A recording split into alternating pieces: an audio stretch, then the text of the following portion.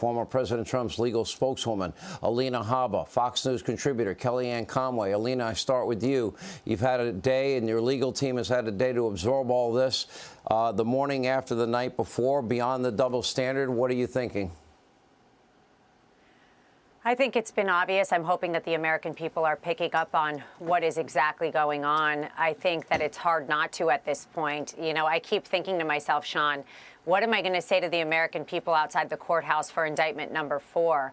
You know, I'm his spokeswoman. I'm general counsel for the PAC, and I sit here and have literally litigated tons of cases for this man and watched how different the courts treat him and how his due process rights were frankly violated yesterday. And what we saw was an indictment come out before the grand jury even had a chance to vote. That's un-American, it's improper, and it's obvious, for lack of better words. So I'm hoping the American people get it at this point, Sean. I think you and I, we fight hard, and Kellyanne and everybody that goes on these programs to try and give a little piece of reality of what is occurring. But it's up to you to open your eyes and really see that we have a dual system of justice. It's not a joke. And if we love this country and we don't want to be Cuba, we better get out and vote in 24 and vote for the right person. Kellyanne, in your previous life, you were a pollster when we first met many decades ago now, and a very good one at that. There's been a phenomenon. This happens to Donald Trump as poll numbers go up. What happens if, because I don't think you can get a fair trial in New York, I don't think you can get a fair one in D.C., and I don't think you can get a fair one in Fulton County. That's my opinion. You know, the jury pool is prominently dominant Democrat. My question is, if there's a conviction, which I would say the odds are in favor of it based on that jury pool, if they don't get a change of venue, how will the American people react to that heading into a presidential election if he's the nominee? Sean, I'm in that business again, and I will tell you that part of why President Trump is way ahead of many different Republican aspirants for the presidential nomination is people see him as a fighter, and they see him as a winner.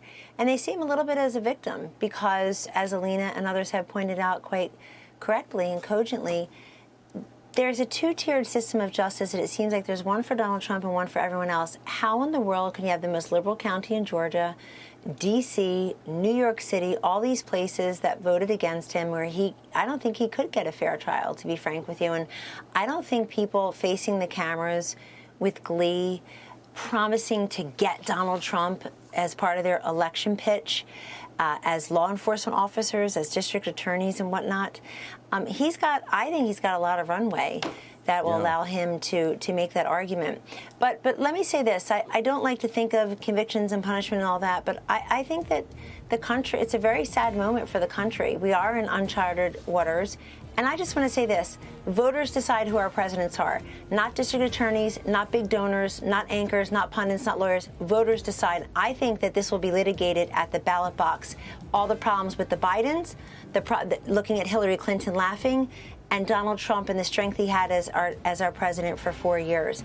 That will all be part of the voter calculus in 2024.